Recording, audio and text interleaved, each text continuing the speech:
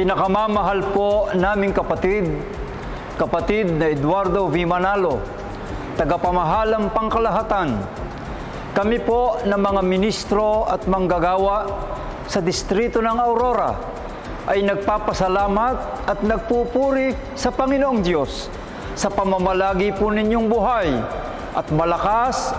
Hangad po namin ang inyong pinakamabuting kalusugan at patuloy na ibiyaya ang karunungan, kapangyarihan at mahabang buhay sa pamamahala po ninyo sa amin.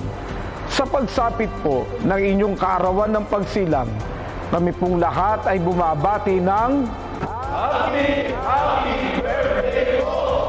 We love you!